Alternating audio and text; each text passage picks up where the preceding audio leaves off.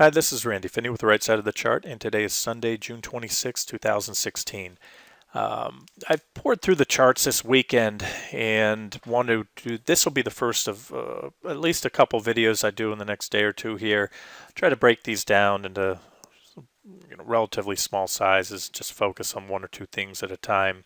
Although this one, there's a few points that'll kind of jump around to a couple different asset classes that kind of all tie in to a theme that I'm seeing, more accurately, a sort of some odd developments or conflicting information, if you will.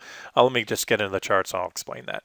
For those of you new to the site, I've been making the case for quite a while that the longer term outlook for the markets is bearish, that there's a good shot that the U.S. equity markets topped back in the middle of 2015, back in May 15. Well, that's fact. That was when the markets topped and have rolled over since. We're not far off those highs, and obviously we had some very bearish price action on Friday, but that may be, we need to see follow up to that. The whole Brexit thing, I will certainly not say it's a non-event, but whether it'll have any immediate implications on the markets and the economy. From what I understood, I think somebody made mention in the trading room that the UK would have something like 2 years to figure out exactly how to do this exit. So maybe the reaction on Friday subsides and trading gets back to usual, or maybe this was the spark that leads to a big sell-off or a lot of volatility in the market. The VIX is certainly elevated. The VIX broke out to new multi-week or multi-month highs. So one thing is that I will say, be prepared for that type of volatility. If you're trading, swing trading, and if there's excessive volatility and you're a swing trader, you need to expect that and allow for that in with your position size. And what I'm trying to say with that, if you're trading full size position sizes, you're trading aggressively long or short right now, and we continue to see 3-4% up days, down days, swings in the market intraday, you're probably going to either stop out because your stops are hit, or you're mentally going to stop out or burn out. In other words, you're going to see these huge swings in your portfolio. So I often talk about beta adjusting position sizes, and that's usually specific to a single trade. If that trade has high volatility, like the mining stocks or the shippers, I take my position size down to a smaller level to account for that excessive volatility. Well, same thing holds true in the market. When the market's trending, moving up in a nice trend, the volatility is low. The market's going up, but at least it's trending, and the day-to-day ranges aren't bad. But when you see this, if there's more volatility in the coming days, just keep that in mind. And you can certainly trade if the opportunities are there, but I wouldn't try to swing for the fences right now. And let's take a look at the markets, and then I'll tell you some of the unusual things that I'm noticing. All right. The longer-term bearish case has been made for a while. The near-term bearish case has been made with this divergent high. Had this false breakout above the downtrend line off the 2015 highs. That was a divergent high. That breakout failed. There was this ascending broadening wedge pattern, which we gapped down below on Friday. All of that was already discussed. So I won't spend too much time rehashing what I've already covered. I also pointed out on Friday, this is a key level in my opinion, 203. That 203 area on the SPY. Numerous reactions. If we go back here to the left, reactions from above. There's a gap right there. A lot of reactions above and below. So a pretty well-defined level, pretty technically significant.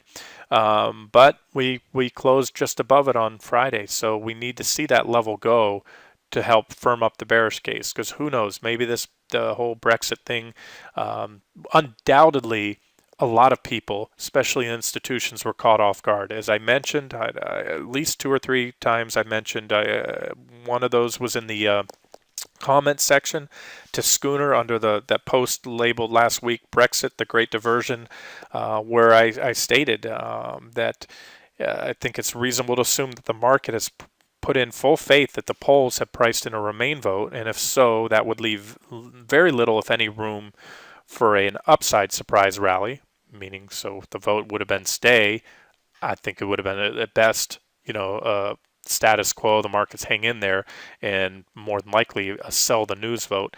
And then I went on to say, it would open the door for a potentially powerful sell-off if we happen to get a leave vote, and that's what happened. So I'm really surprised that that more people, the complacency, that the fact, because the polls weren't that far apart. It wasn't like a 70-80% leave, at least from what I could gather, or stay. And yet the markets had priced in it was going to happen. Maybe that was just that blind faith that everybody has right now, or most people have in the central banks. They wouldn't let it happen. Either way, let's not get into that. We all have our opinions on what happens. So my point being is, yes, there was definitely some bearish technical occurrences on Friday with that breakdown below the ascending broadening wedge pattern, bearish engulfing candlesticks, the whole 9 yards. You can't argue that, no matter who you are, bull, bear alike. But most importantly, we closed at support, and support is support until broken. So we need to see what happens. We also need to see if this is just the beginning, if this is the catalyst, if you will, the spark that we needed for the big next leg down, and maybe so. And if so, you better strap in and hold on. Or if that's going to be a one-off, and again, it was just because it caught a lot of people positioned on the wrong side of the trade. So we'll see how that goes next week. And on the Qs, I mentioned the Qs had a comparable support level, 104.40-ish. You can see numerous reactions there. That's 104.40-ish line going back, reactions from below, gaps, reactions from above and below. Quite a few back here, so a pretty important level on the Qs. And we closed, just a hair above it, close enough, 104.29. And then remember, these are not exact levels to the penny. They're a range, give or take 10 cents. So we're closed pretty much right on support on the Qs. So let's see what happens there. All right, so I've made the case for a while that I'm longer term bearish. I've made the case recently that the divergent highs, these failures at the downtrend lines, that I was near-term bearish. I remain that way, but I'll share something with you that gives me a little pause. The pause that I have, about a week or two ago, I put up a post calling for a correction in just about all fixed income classes. Fixed incomes are bonds. You have different types: government bonds, corporate bonds. You have investment grade corporates, low grade or junk bond corporates, municipal bonds. And let's take a look at that. Now, where I'm going with this is, other than moving your money into cash, which is always an option in times of market volatility or uncertainty, what is probably the single most number one flight to safety vehicle would be government treasury, U.S. government treasury bonds for their safety. So when you have market turmoil, uncertainty, stocks are selling off impulsively, you very often see a flight, especially with institutional money, the big institutions, money moves into treasuries. And so I pointed out, and so far from that point, I think it was right here, if I'm not mistaken, it was either that day of or close to the highs back on the 16th. And that worked out well. We had, we started to have a pretty sharp and clear correction. So bonds did top, TLT did top that day. I believe I had these lines on that original chart. And so these were levels. This is a support zone. You can see if you zoom in here, we caught that first one, held above it for 2 days, broke below, hit the next one. So a reaction was expected there. We had a pretty sharp sell-off that went on for about a week. The reaction was higher than I would have expected, but that had Brexit not occurred, had we not had the Brexit vote on Friday. So the fact that Brexit went against the way most were expecting, obviously you saw treasuries catch a flight to safety bid as stocks got hammered on Friday. So that is, again, nothing out of the norm. Where we follow through will really make a big difference here. But looking at this chart, even if we come a little higher, even if TLT moves a little higher, and these are bond prices, we'll still have a divergent high. It can push up and make a new high right here, hit that trend line again. And you can see here, we still have very clear negative divergence in place. So point is, I remain bearish on bonds. Now, if bonds go down, that's bond prices we're looking at here. The inverse of bond prices are bond yields. So here's the 10-year treasury yield. and you can see just it's almost like flipping it over. You have a bullish divergence, positive divergence here on the indicators, prices or yields making lower lows. There's TNX, that's a 10-year treasury yield. TYX is the 30-year treasury yield. Same story. So by all accounts, on my read of the charts, bonds, treasury bonds look to be headed yields up, prices down. That doesn't mesh with a correction in stocks. Now, I will say there have been a tremendous amount of disconnects, more probably than any other point in financial history. The disconnects in the financial markets in the last few years due to all the Fed central bank intervention and extreme measures, quantitative easing, zero interest rate environment, negative interest rates, everything else that the central banks have done. Let's go back to 30-year. Now, we do know that at some point, yields can only go down. Sure, they can take them negative. What am I looking at? Oh, I wanted to go to a monthly chart. Sorry. Interest rates is, again, this is the 30-year Treasury yield index. Interest rates have been in a very clear secular bear market, meaning interest rates have been moving lower, going all the way back to when they peaked in the early 80s, right there. So for the last few decades, rates have been moving down. And by all accounts, this chart looks like they've probably bottomed back here in early 2015 at this low. Now we're not too far from the low, so I'm not going to try to call a bottom yet, but I will say that's where I think that was a bottom. And, at some point rates are going to go back up. What will be the catalyst? I don't know. So we may see, and I'm going back to the theme of disconnects here. It is possible to see that next leg down in the equity markets and see rates go up. Would it be unusual? Yes, it would be unusual, especially if we see a meltdown type sell-off or panic selling. But as of now, I'm seeing this, what I call conflicting information. It looks to me like treasuries are priced for a move with yields up, prices down. That is typically a risk-off trade. Risk on means money into treasuries, bond prices up. Risk off means money out of treasuries. So that's one thing I wanted to mention. Here's LQD. LQD are investment grade corporate bonds. I pointed out this bearish rising wedge pattern. That looks, super clean. That's just a very nice clean pattern. Negative divergence, which is almost confirmed. We need that crossover here. We need a clean crossover in the MACD and also a break of this trend line. If that happens, then it looks like investment grade corporates are going lower. Junk bonds, they are they trade more in line with equities. They're more sensitive to the economic cycle. During an expansion, they do well. You see lower default rates. And during a contraction, when the economy slows down, you start to see defaults, especially during a recession. And so the junk bonds over time will trade more in line with stocks, more sensitive to the stock market or the economic cycle than they will interest rates, as all those other bond classes. And then we have muni bonds. This is MUB, a muni bond ETF, and I pointed this one out. Let's take a look at it on a weekly chart. Yeah, you can see this negative divergence here. We had a divergent high back then. That was pointed out.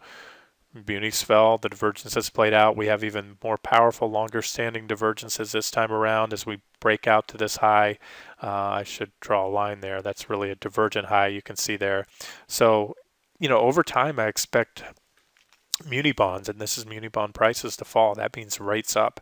That's what the charts are telling me right now. So we'll see what happens.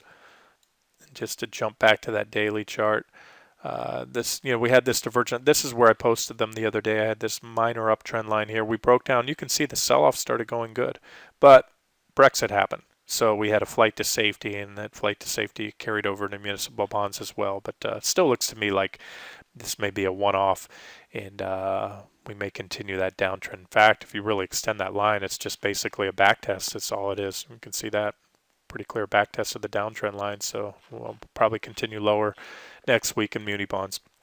Now, so it's not just bonds that look to have look to be poised to move lower. In other words, risk off. It's also the other two, well, there's others. There's a couple defensive sectors in the economy. Utilities is probably one of the key or leading defensive sectors. A defensive sector is a sector that does well regardless of the economic cycle. Utilities, for example, If the economy gets tough, we're in a recession or a contraction, times are tight. You might cancel your Showtime subscription, but you're not going to stop paying your power bill, or you're not going to stop paying your gas bill. That's what utility companies are, and that's why their earnings are so consistent, because it's smoothed out there. No matter what the economy is doing, their revenues should, for the most part, are fairly consistent, because they're not subject to the economic cycle like a lot of other industries are. Chart wise, it looks to me like the utilities are set to correct. That again doesn't jive with a stock market correction or a big turn down in the economy and the stock market. Although again, maybe the disconnect, or my other theory here, and just thinking out loud, the charts are going to tell me what to do, but the utilities had one heck of a run. In fact, they bottomed back in, all the way back in September of 2015, and from that point they've moved up. This is a rough, about 24, almost 25%. Yeah, about 25%. So it's very possible this is a smart money. Maybe these are the same people that saw the market taking a dive, peaking out, and have already been moving into utilities. Institutional money, other investors that are a little more savvy, see the economy turning down, as a case I've been made both in the charts and the fundamentals. However, what may have happened is these have gotten ahead of themselves. In other words, these utility companies are now overvalued because of this big run up.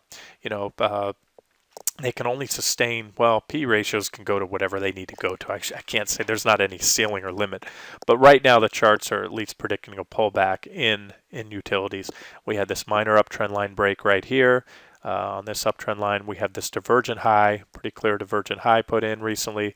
And if you look at this chart, the circled area is a false breakout. Or I'm sorry, what I believe will prove to be a false breakout. We had a double, or really a triple top. We had a top here, an equal high here, really two consecutive close highs there, and then you can see we gapped above it.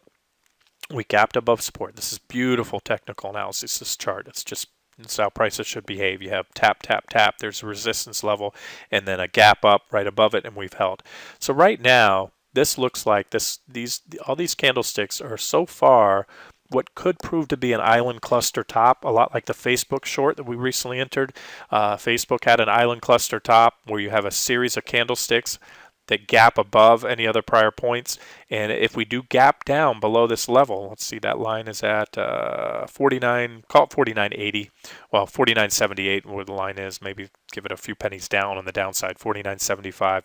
Either way, if we gap below the bottom of that range, that will have put in an island cluster top, a very powerful and highly accurate, or reliable, I should say, topping indicator. It hasn't happened yet. Just something to be on the lookout for. The divergences tell me that it's likely, at least we're likely to move down and fail, whether it happens on an island cluster top or we just move back down below that line as we pass through it. And so again, a big move down in equities doesn't really jive well, at least not historically speaking, with a concurrent move down in utility stocks. We'll see. We'll see what happens. But again, that's what's giving me a little pause on the broad market. And then finally, another one of the big defensive sectors is our consumer staples. Consumer staples, those are your household products, food, shaving cream, toilet paper, dishwashing soap, things that you need, and whether the economy is booming or hitting the skids, you're going to buy those products and use them. So a lot like utilities, consumer staples, thick or thin, their earnings are consistent across the economic cycle because of the products that they sell. In fact, some like alcohol and tobacco, actually those sales usually, often increase during times of when the economy's doing poorly, during recessions and depressions, because people out of work, people are depressed, they're drinking and smoking more. So at the very least, those companies are usually not faced at all. So where am I going with this? Once again, here, this is a sector that looks to me, in fact, as I went through all the sectors on my watch list over the weekend, this happens to be one of the most bearish sectors, and I have a ton of trade ideas, short trade ideas in this sector. And I'll go over those in an individual individual posts and or possibly a video on XLP and some of the top components, some of my top picks. So again, folks, I'm not trying to give mixed signals here, but they are mixed signals to me. To picture a big swoon down in the broad markets and also see treasury prices going down, gold going down, and defensive stocks like consumer staples and utilities.